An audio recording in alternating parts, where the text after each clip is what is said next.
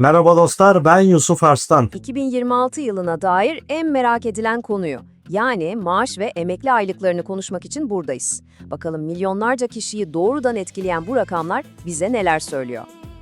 Evet, herkesin aklındaki o büyük soru bu. 2026'da maaşım ne olacak? Emekli aylığım ne kadar artacak? Gelin şimdi bu beklentileri, tahminleri ve rakamları hep birlikte mercek altına alalım.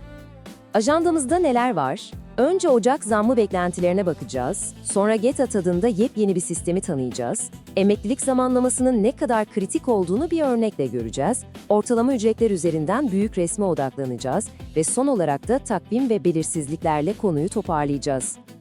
Hadi hiç vakit kaybetmeden en can alıcı kısımla, yani kimin cebine ne kadar ek para gireceği beklentisiyle başlayalım.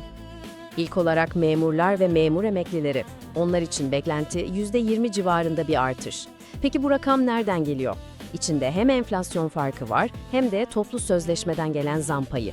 İkisi birleşince oran bu seviyelere çıkıyor. Gelelim SSK ve Bağkur emeklilerine. Burada durum biraz farklı. Onların zammı doğrudan yılın ikinci 6 aylık enflasyonuna bağlı. Bu yüzden tahminler %13 ila 14 bandında bir artış olacağı yönünde. Ve tabii ki asgari ücret. Biliyorsunuz asgari ücret zammı sadece asgari ücretlileri değil, pek çok kalemi etkilediği için bir referans noktası. Uzmanların tahmini ise yaklaşık %25'lik bir artış. Peki tamam, yüzdeler güzel de bu bizim cebimize tam olarak nasıl yansıyacak? İşte bu tablo o yüzdeleri paraya çeviriyor. Mesela asgari ücretin 27.600 lira civarına, en düşük SSK ve Bağkur emekli aylığının ise 19.250 lira seviyelerine çıkması bekleniyor. Kıdem tazminatı tavanı da yine buna paralel olarak artacak gibi görünüyor. Ama durun, 2026'daki tek yenilik zam oranları değil. Çok daha köklü bir değişiklik kapıda. GETANT adında yepyeni bir sosyal destek sistemi. Nedir bu GETAT? Açılımı, Gelir Tamamlayıcı Aile Destek Sistemi. Yani devlet diyor ki, bir hanenin toplam geliri asgari ücretin altında kalamaz. Eğer kalırsa, aradaki farkı ben tamamlayıp o hanenin gelirini asgari ücret seviyesine çekeceğim. Adeta bir finansal güvence gibi düşünebilirsiniz. Peki eski sistemden ne farkı var? En büyük fark şu. Eskiden kişi başına düşen gelire bakılıyordu ve bu yüzden çalışanlar, emekliler çoğu zaman kapsam dışı kalıyordu. Şimdi ise hanenin toplam gelirine bakılacak. Bu da demek oluyor ki artık emekliler ve çalışanlar da bu destekten faydalanabilecek. Dağınık yardımlar yerine tek ve bütüncül bir destek geliyor. Sistemin işleyişi de aslında oldukça basit. 3 adımda özetleyebiliriz. Önce haneye giren bütün paralar hesaplanacak, sonra bu toplam rakam net asgari ücretle karşılaştırılacak ve eğer gelir asgari ücretin altındaysa aradaki fark devlet tarafından doğrudan haneye ödenecek. Şimdi gelelim özellikle emekliliği yaklaşanları geceleri uyutmayan o meşhur soruya. Emeklilik için doğru zaman ne zaman? Aralık mı yoksa Ocak mı?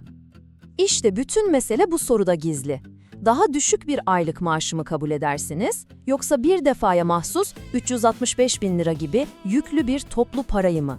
Onlarca yıllık emeğin karşılığını alırken verilecek çok zor bir karar.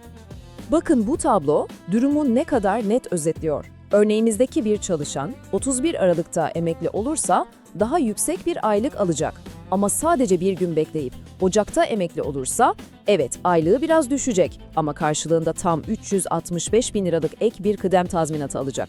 İnanılmaz bir ikilem değil mi? Ömür boyu maaş mı, tek seferlik büyük bir para mı?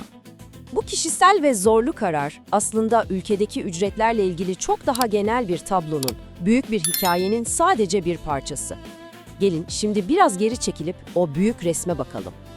İşte bu grafik son yıllarda sıkça tartışılan bir konuyu gözler önüne seriyor. Görüyorsunuz, özel sektördeki ortalama ücret asgari ücrete tehlikeli bir şekilde yaklaşmış durumda. Bu da ister istemez şu soruyu akıllara getiriyor. Acaba herkes yavaş yavaş asgari ücretli mi oluyor? Uzmanların dikkat çektiği noktada tam olarak bu. Sürekli asgari ücreti arttırmaya odaklanıp diğer maaşları aynı oranda arttırmamak orta sınıfı eritiyor diyorlar. Bu durumun toplumda gelir makasını açarak sadece düşük gelirliler ve yüksek gelirlilerden oluşan iki kutuplu bir yapı yaratma riski taşıdığı belirtiliyor. Peki tüm bu anlattıklarımız ne zaman netleşecek? Önümüzdeki takvim nasıl işleyecek ve nelere dikkat etmemiz gerekiyor?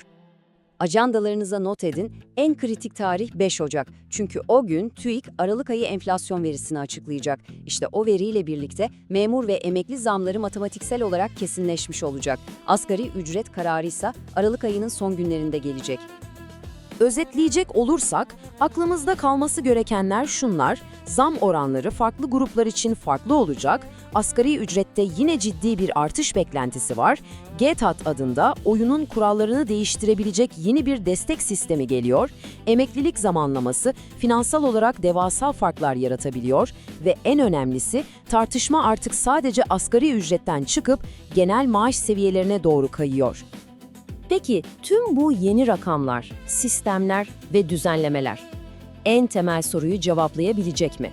Yani hepimizin her gün hissettiği o derin hayat pahalılığı krizini çözmeye yetecek mi? İşte bu, cevabını hep birlikte yaşayarak göreceğimiz en büyük soru. Her cumartesi günü yeni bir içerikle karşınızda olacağım. Bir de hala abone değilseniz olursanız çok sevinirim. Mutlu günler diliyorum. Beğen, abone ol, paylaş. Da da da da da da da da. Dum dum dum dum dum dum dum dum dum dum.